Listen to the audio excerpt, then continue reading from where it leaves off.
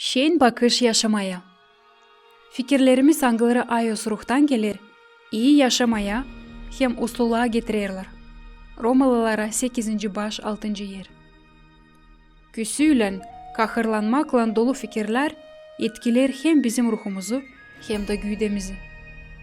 Ağır fena düşünmekler kalbimizi hasta hala getirirler. Sağlığımızı iyiseldirler, güdemizi yufkalandırırlar. Anılmış Mayo Klinikası 30 gün sıra vardı hesaplarmış 800 insanın durumunu. Onlar kim bir küsülü durumda bulunur. Büyülde riski kendi yaşamalarını kısaltma 19%. Kendi kağıdında nice değiştirme düşünmelerini hem yaşamanı Dr. Martin Seligman Pensilvanya Üniversiteti'nden gelmiş çıkışa ki şen hem kahırlı düşünmekler etkilerler bizim güydemize hep öyle nice yetkiler yanlış yemek, uykusuzluk ya da başka güyde yanlışlıkları.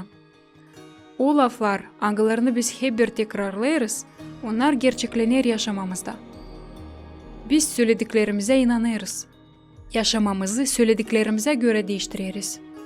Bundan yapalım bir çıkış ki yaşamamızı iyi tarafa doğrultabiliriz.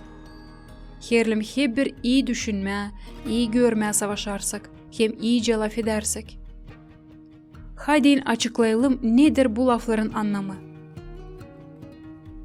Bu fikir, gelmer o anlama hani siz ta istediğinen oynayabileceğiniz gitarada nice Eric Clapton ya da resimleyeceğiniz nice Van Gogh. Sadece o yüzden hani siz iyi düşünürseniz hem var büyük havesiniz. Ama bu gelir o anlama hani siz yapabileceğiniz büyük işler, eğer koyarsanız kuvvet, eğer iyi düşünmeklerde bulunarsanız, eğer Allah'ın buna varsa istediği hem o sizi kuvvetlerse. Koy senin ağzından çıksın laflar angıları Allah'ın lafına uyar, karşı durmayır.